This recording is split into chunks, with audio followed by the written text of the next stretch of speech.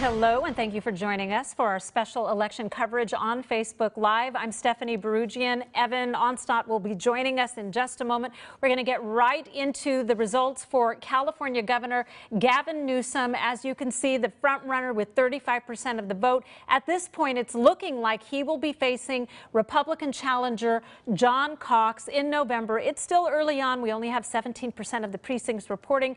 Gavin Newsom speaking now at his get-together in San Francisco. Let's listen in to hear what he has to say. I know this is rote and cliched, but I believe it. The stakes have never been higher. The state of California, you know, it's always been America's coming attraction. Millions of destinies connected by one dream, to be whoever you want to be. We're a state where we don't criminalize diversity, we celebrate diversity. A state where we don't obstruct justice, we demand justice for everybody. Where we don't regulate a woman's body more than we regulate assault weapons out on our streets. And where we invest in children, Jeff Sessions, invest in children where we don't tear them from the loving arms of their mothers and their fathers. We don't do that. Where we fuel the greatest economic engine the world has ever known. At the same time, we're listening in to Gavin Newsom speak to his supporters in San Francisco. He is the front runner in the race for California governor, so he's got to be feeling pretty good about things tonight. Of course, he'll be facing his challenger, John Cox, likely John Cox in November. Evan Onstott joining us now with our panel for their views on the race so far. Steph, thanks very much. Joined here by Diane Pierce with the Fresno County and City Republican Women Federated, Lisa Bryant from Fresno State, political science professor out there. Thanks so much for being here. Absolutely. Thanks for having us. Gotta love election night, right? Gotta love it. And here we are. We got these results, and a lot of people were expecting, we all called it the race for second place, and it's a blowout. It is an absolute blowout at this point. John Cox, what is it? Is it the Trump tweet, or is it something else? Diane, the Republican. I mean, what was it? You know, I think there's some reason to think that people genuinely want a Republican on the ballot in November.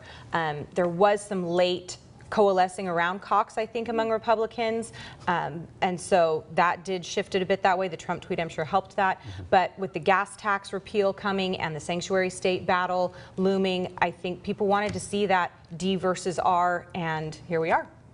It's interesting when you look at this, that what a crushing blow this has to be to Antonio Villaraigosa and a lot of the other candidates who have campaigned extremely hard and spent a lot of money over the last year and a half.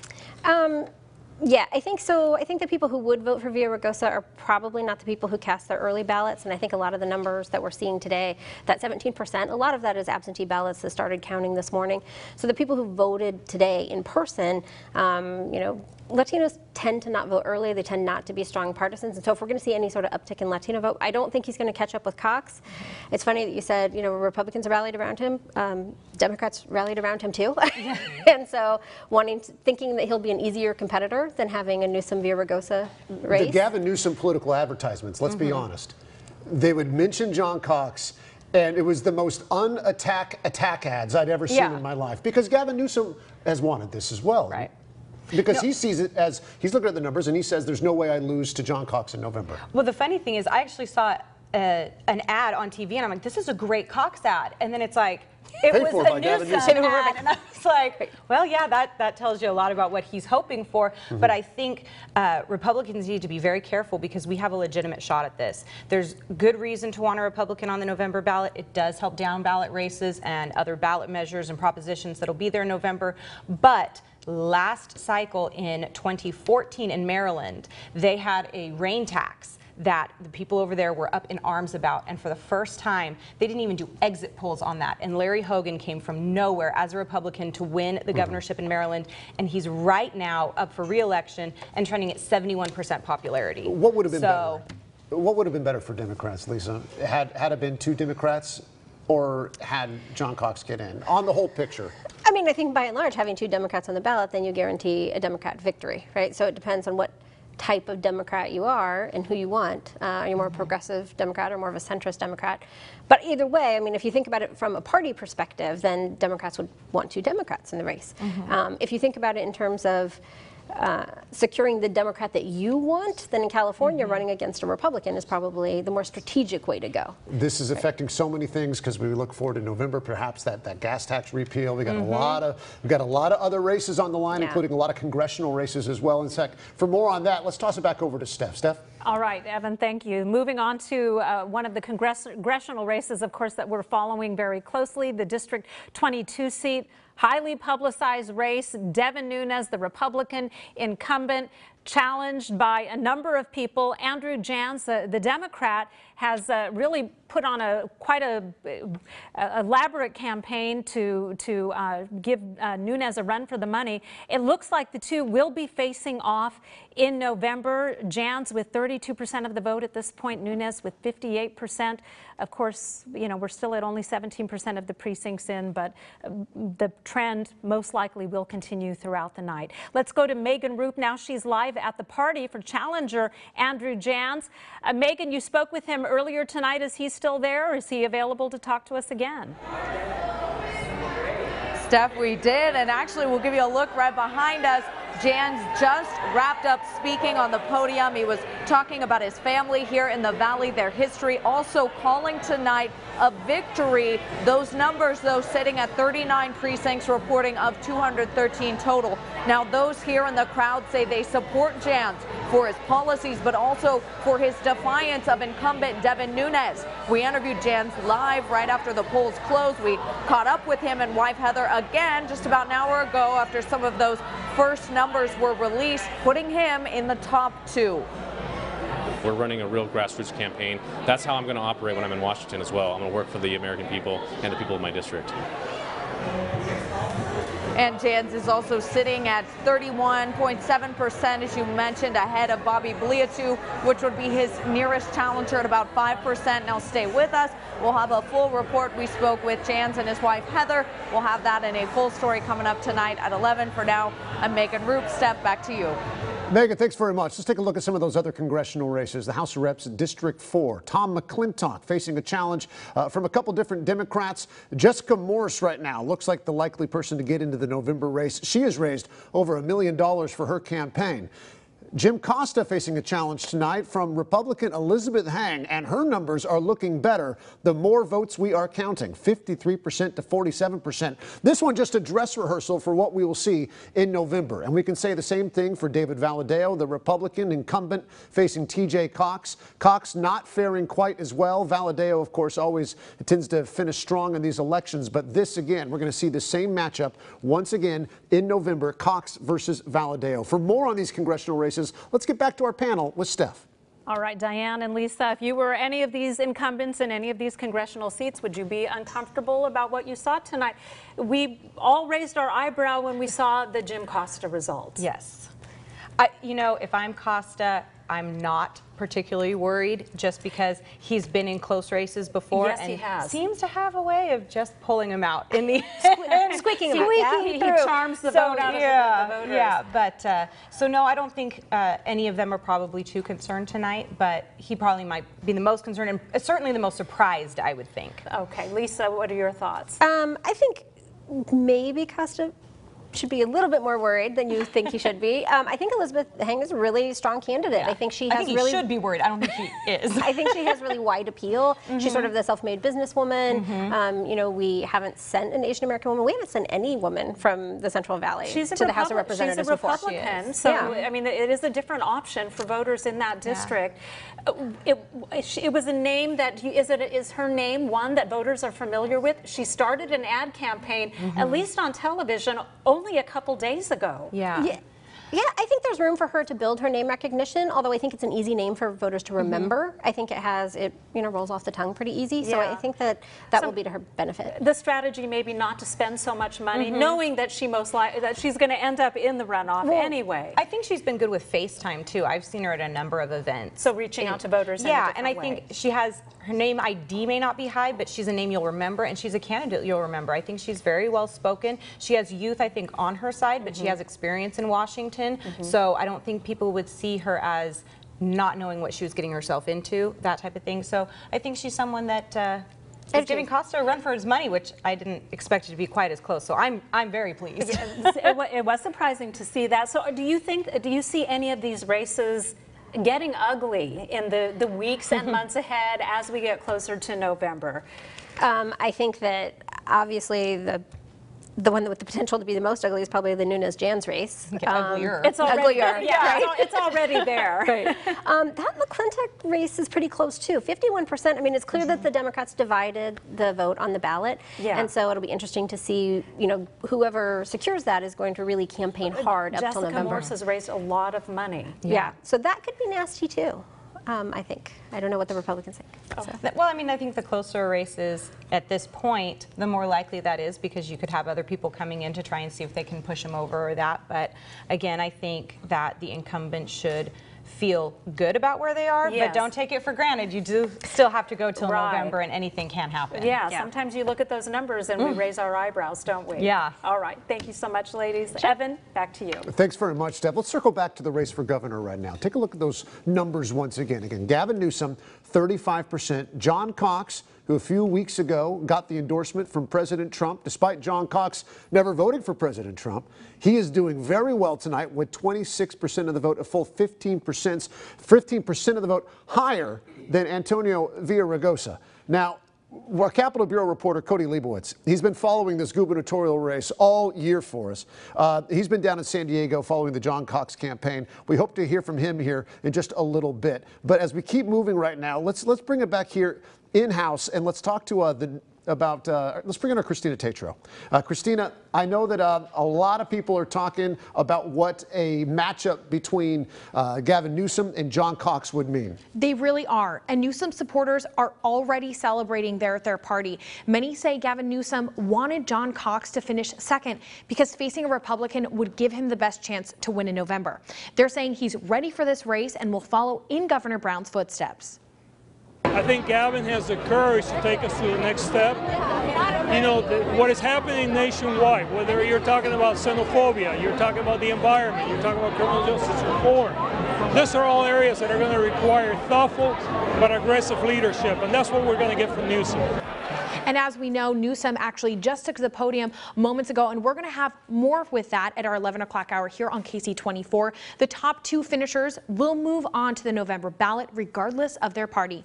For now, reporting live in the studio, Christina Tetreault, KC24, local news that matters. Christina, thanks so much. Let's take a look now at some local races, specifically the races for Fresno City Council. Yes, Fresno City Council, District 7.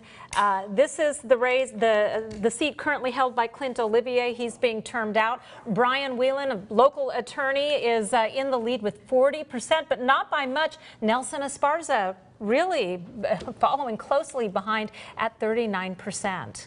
And our Bailey Miller joins us live with more on this race. Bailey.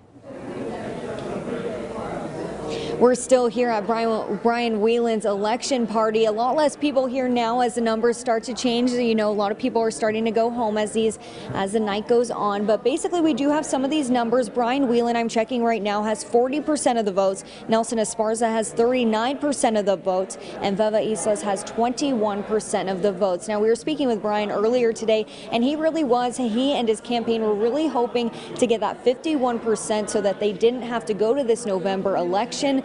But it turns out they will be going to that, and we did speak with him earlier. Take a listen. And we're hoping for 50 plus one, so we don't have to continue to November. But if we've got to go to November, then I'm really excited to get out and get people excited about the November race. Now, we also spoke with Nelson Esparza earlier today, and his campaign is all about his economic background. He says he wants to focus on the economy in District 7, but for now, we are still following these numbers, and Nelson Esparza is also feeling confident. He's happy with these numbers as well. So stay with us for this, but I'll send it back to you guys for now. All right, Bailey, thanks so much. Fresno City Council District 1, Esmeralda Soria, unopposed. So obviously she's doing very well. Nice big number there. Yes. Fresno City Council District 5, this is another incumbent who is facing some challengers tonight. Luis Chavez with a 5 percentage point lead over Paula Yang. It's looking very likely that those two will face off in November. In Fresno's District 3 for the City Council, Oliver Baines terming out, so we've been watching this race closely as well. Miguel Arias with 32% of the vote. Darren Miller and Tate Hill really neck and neck for that second place slot. So it remains to be seen who's going to be facing Miguel Arias in November. Yeah, very competitive there. Our Gregory Woods has been following this race. He's been covering it for weeks now. He's joining us live with more. Greg? Well, I'm at Los Panchos here on Fulton and Tulare. This is where Craig Sharton is hosting his watch party. The new results that came out still has Miguel Arias in number 1. It has Darren Miller at number 2. Tate Hill has moved up to the 3rd spot. That was the spot that Craig Sharton held on to. He's now dropped down to 4th. He's here with us live. The numbers are still very tight. I mean, less than a 1/10 of a point separates you from 2nd or even 3rd for that matter. How are you feeling about this race? Oh, it's exactly what we thought. We had 7 great candidates in District 3. I mean, everyone in District 3 should be proud of everyone that was running this time, and everyone ran good, clean campaigns. It was all positive, so I feel really great. If you're in District 3, you should feel good about the candidates that you drew into this election. You know, this race has been very close, but just talk a little bit about your campaign, your platform, and what you hope to implement if you can move past the primary. Well, the biggest issue for me that tipped me over was a year ago Reuters came out with a study that showed that neighborhoods in District 3 had some of the highest lead in children's blood in the entire country. 93701 had almost 3 times as much as Flint, Michigan. And so I viewed the campaign as an opportunity to try to build awareness so we could start dealing with some of these more serious issues, and also really to show every neighborhood that there's a way, there's an actual system that's used around the country to improve every neighborhood. So, you know, my view is run a campaign that makes your community a better place and you can't lose.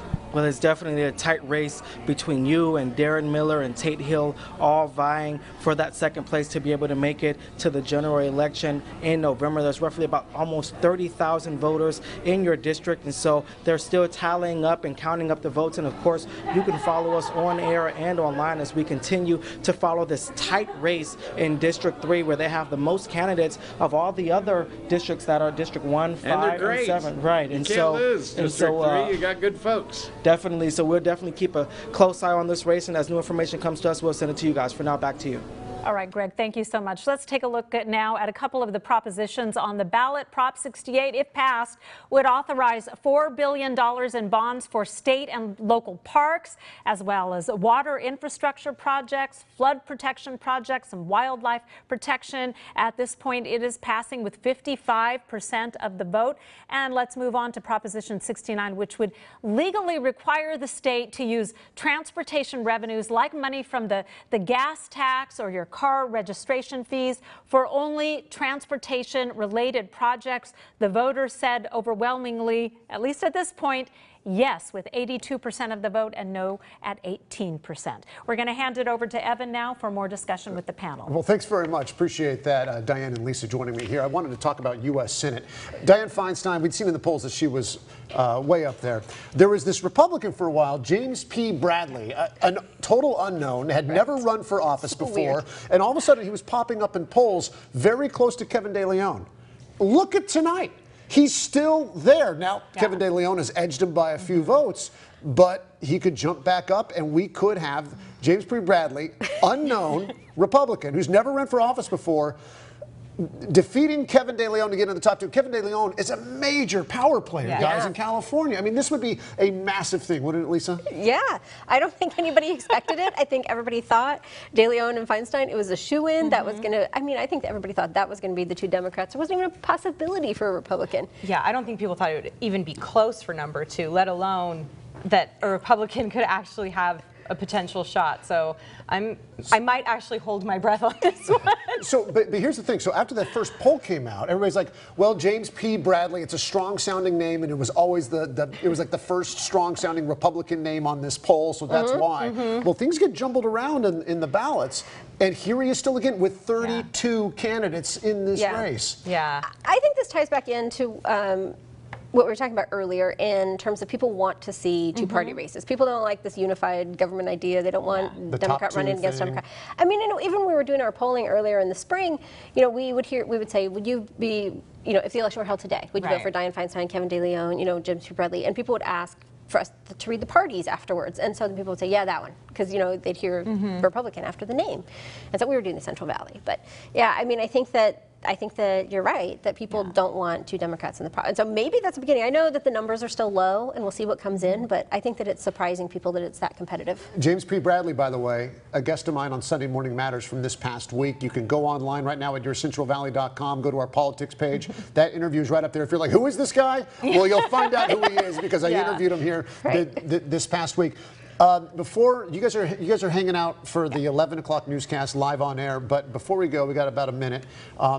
Big takeaway tonight, Dianne, for you so far. I do think that, like we're saying, the idea of having a Republican on that November ballot, I think the things that are helping those candidates in the governor's race, potentially U.S. Senate here, I think it is about the gas tax and the sanctuary state issue, because it's galvanizing people. You're getting moderates, you're getting independents to reconsider this straight Dem ticket and all Dem all the time, supermajority in Sacramento, those kinds of ideas, to where we may actually have a legitimate conversation about these ideas in November. Lisa, what's your big takeaway tonight so far? I think that California is more competitive than people think it is. I know that nationwide people were sort of watching the races in California thinking it sort of sets the stage for November and what we can expect in November. And so I think we're going to expect some nasty ads. We're going to expect some nasty conversations. But I think that it's going to be more competitive than people think it is in terms of two-party races. Well, I love that because it's all the more reason to watch us, right? So here's the thing. We got more coming up with you two. Thanks so much. Steph, let's get it back to you right now.